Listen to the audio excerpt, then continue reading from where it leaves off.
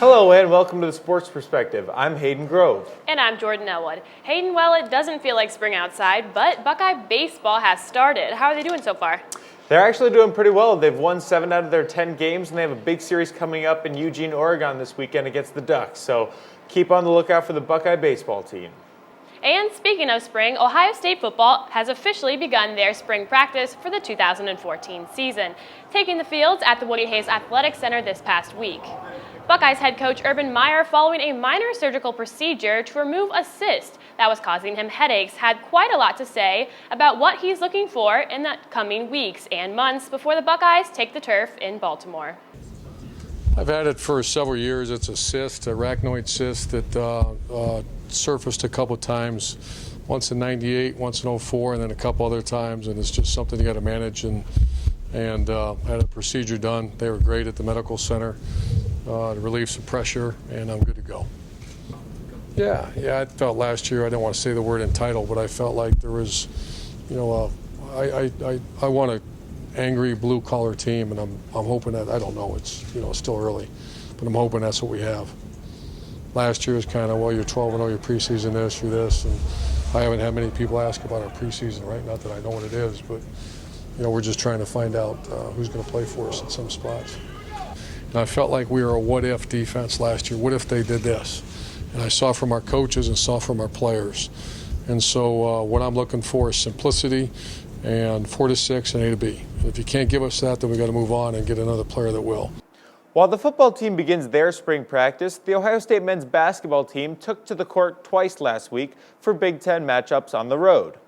First, the Buckeyes played the Penn State Nittany Lions, looking to take revenge on the team that beat them in the Shot in January. Despite leading by over 10 points at certain points throughout the first half, Ohio State could only take a 28-26 lead into the locker room at halftime, possibly foreshadowing what was to come for the rest of the night. In the second half, the Buckeyes could not hold back the Penn State offense as the Nittany Lions scored 39 points in the second half and held on for their second consecutive victory against the Buckeyes by a final score of 65-63. Despite the loss, Ohio State was back at it on Sunday in Bloomington, Indiana, where they took on the Hoosiers at Assembly Hall looking for a better result.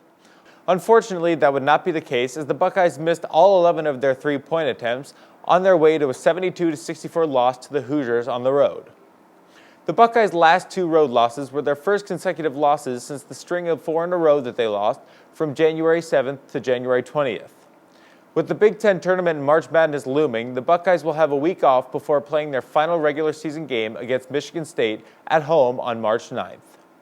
With the men's team sliding downhill with 2 straight losses, Ohio State's women's basketball was looking to be the bright spot in Buckeye basketball, with 2 road games of their own last week. Unfortunately, like the men, the women lost both games as well. Starting with Iowa and Iowa City, the Buckeyes played a very close game against the Hawkeyes before the home team was able to pull away with a tight 65-61 victory. On Sunday, just like the men, the Lady Buckeyes were back at it, this time in Minnesota to take on the Golden Gophers. Things weren't nearly as close as they were against the Hawkeyes as Minnesota swamped Ohio State with a 17-point 74-57 victory. With the loss against Minnesota, the Buckeyes finished their regular season with a record of 15-17 overall and will be an 8th seed in this month's Big Ten tournament. When we get back, our sports directors will fill you in on all of the Ohio State men's hockey action and their weekend series against Michigan. Don't go away.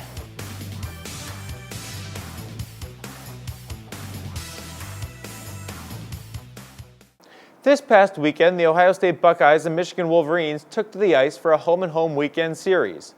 I traveled to Ann Arbor to see what the Buckeyes could do in Game 1, while sports director Franz Ross took a look at what the Buckeyes did in Game 2 in Columbus. After sloppy play on Friday night, the Ohio State Buckeyes were able to secure 2 points against their arch-rival in a hostile environment here in Ann Arbor.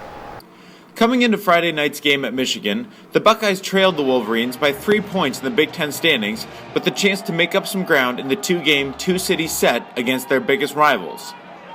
While scoring early in both the first and second periods, the Buckeyes held on to a 2-1 lead with just 5 minutes left in the game before Michigan winger Alex Guptill tied things up with his second goal of the night, sending things into overtime. The Buckeyes were able to stave off the Wolverines in overtime and took to the shootout, where Alex Sachura put one in the net to give Ohio State an extra point on their way back to Columbus. We talked about it right away in the locker room. It certainly wasn't our best game, but good teams find a way to get points, and we've kind of been talking about just getting points, and we're on the road in this building, in this atmosphere. It was fun, and for us to come away with 2 points, I mean, that's big for us. For the majority of the night, the Wolverines were given an advantage on the ice thanks to 6 Ohio State penalties, but were unable to capitalize as each of the 6 Michigan power plays were completed without a goal. Well, I mean, obviously when you look at the numbers, I said before the game, whoever wins the special team is probably going to win the game. They generated a lot of chances. They had a lot of shots. I thought we collapsed a bit more than what we wanted to on the penalty kill. But sometimes you got to do that against a skilled team. And, on the power play, we scored a big goal. But again, you have a chance to win a game at the end on the power play, and you don't get it done there. So that was frustrating, because I thought we were in a good spot there. And, again, give credit to them. But anytime you keep them off the board on the power play, it's a key.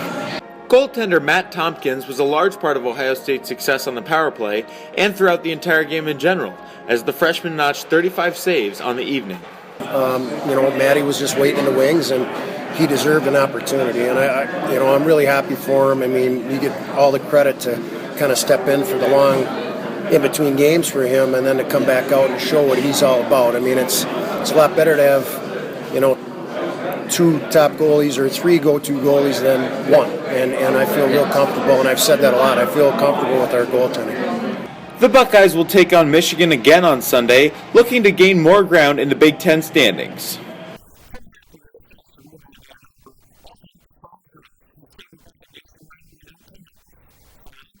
Thanks, Hayden. After Ohio State's shootout victory in Ann Arbor on Friday, both Michigan and Ohio State came here to Nationwide Arena for a Sunday game. With playoff spots on the line, Michigan defeated Ohio State in a hotly contested battle to win 4-3. Well, if you followed this series or rivalry between these 2 programs in the last 5 years, you'll see that just about every game is decided by 1 goal. And there's not much to choose between the teams. You saw it earlier in the year when we played Ohio home and home, and you saw it again this weekend. Right away we just weren't in the right spots and weren't willing to block shots, and they moved it around and kind of picked us apart there a little bit early, and sometimes that happens, but certainly at this time of year you want to tighten up the ship, and they did what they had to do and scored some nice goals on the power play. Michigan had 3 power play goals on the night, with the first 2 coming in the first period by way of Wolverine forwards Alex Klein and Luke Moffitt, respectively. We had some quick puck movement that, ended up with pucks in the back of the net, and that's all you can ask for. I think we've had some good pressure the last few games, but tonight, for whatever reason, they ended up in the back of the net, so that was a really good confidence builder, both for my unit and Phil's unit. Their power play goals happen very, very early in their power plays as well. It's just bang, bang plays. Not like they were working us around for a long shift and we got tired. It was just something that happened real quick. The Buckeyes fought for a comeback in the second and third periods with goals from forwards David Gust and Derek Angeli, as well as from defenseman Sam Hardeen. However, it was to no avail as Michigan never lost hold of their lead and added a 3rd power play goal in the 3rd period from forward Phil DiGiuseppe. Down 1, down 2, we're going to keep playing the same, and these guys never give up, and that's our attitude in the locker room, right to the bell, and we did that again tonight. I mean, but again, against good hockey teams, you can't continue to get behind 2 goals, because that's a deep hole to dig out of, and tonight was just a little too deep for us. After today's win, Michigan goes up 5 points in the Big Ten standings. That only leaves Ohio State with 4 games to close the gap. For Buckeye TV, I'm Franz Ross. One of Columbus's most well-known events, the Arnold Classic, took place this past weekend at the Columbus Convention Center to the delight of bodybuilders and bystanders alike. Buckeye TV reporter Alex Mardich was there to give us all of the details from the event. Hi, I'm Alexander Mardich, reporting for Buckeye TV from the Arnold Classic here in downtown Columbus. With thousands upon thousands of fans pouring in from around the world, the Arnold Classic had something for everyone. I was able to catch up with a Navy SEAL, a children's fitness organizer, and an Ohio State gymnast, each who was at the event for a different reason. It means a lot. I mean, we got a lot of people coming here, going to the Arnold Classic, and a lot of awareness for the Navy. It's a great opportunity for us to find some good people, some physically fit people to join the Navy. Yes, we are part of the Greater Columbus Tennis Association here at the Arnold Expo this year. That's our first year being here. We're introducing cardio tennis to adults and children. So out here behind us, we have the tennis court set up. It's all about exercising and getting cardio fitness back into our lives. It's a little different. There was 5 teams. There's normally just 2, a one-on-one thing. There's a lot of teams here, so it's real nice. A big crowd. A lot of people coming from all around. We got Team Canada here, so it's real great. Amidst all the excitement, even I was able to try out the pull-up challenge and do an impersonation of Arnold himself. For Buckeye TV, I'm Alexander Martich. Regardless of the beginning of spring break for Ohio State students, the Schottenstein Center will be very busy with different events this upcoming weekend. Starting things off, the Ohio State men's hockey team is back in action as they take on the mighty Minnesota Golden Gophers in their last home weekend of the season. The first game is on Friday night starting at 7:30, while Game 2 is set for Saturday at 6:30. The men's basketball team will also be rounding out their regular season at the Schott as they take on the Michigan State Spartans on Sunday, March 9th. Tip-off is set for 4:30 p.m. All right, Jordan, before we cap things off this evening, I wanted to ask you about Ohio State basketball and their recent 2-game losing streak. What do you think of that? I think it's a little bit disappointing, especially for the seniors on the team, Aaron Kraft and Linzel Smith Jr., but hopefully they can step it up and make some noise in the Big Ten tournament. That's right, and Buckeye TV will be there to cover the Big Ten tournament, so stay tuned for that action. Well, thank you so much for joining us this week. Be sure to like us on Facebook and follow us on Twitter. Have a good night.